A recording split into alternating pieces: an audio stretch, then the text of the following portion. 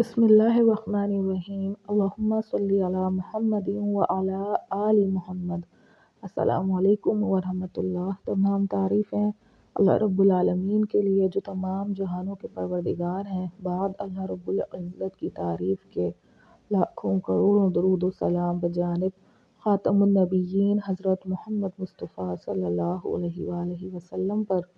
اللہ رب العالمین کا بہت بڑا کرم ہے کہ انہوں نے ہمیں اپنے محبوب خاتم النبیین حضرت محمد مصطفیٰ صلی اللہ علیہ وآلہ وسلم کا امتی بنایا ہے۔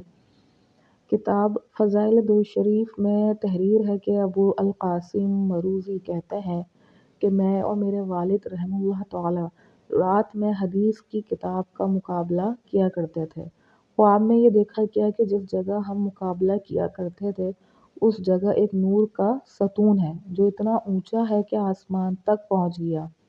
کسی نے پوچھا یہ ستون کیسا ہے تو یہ بتایا گیا کہ وہ درود شریف ہے جس کو یہ دونوں کتاب کے مقابلے کے وقت پڑھا کرتے تھے۔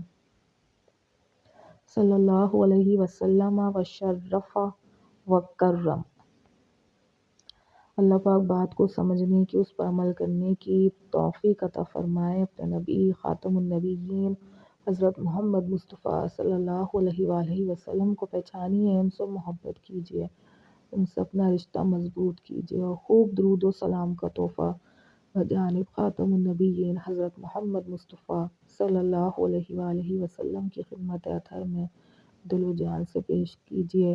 تمام امت محمدیہ صلی اللہ علیہ وآلہ وسلم کو اپنی دعاؤں میں ضرور یاد رکھیے گا، مجھے بھی اپنی دعاؤں میں ضرور یاد رکھیے۔ السلام علیکم ورحمۃ اللہ۔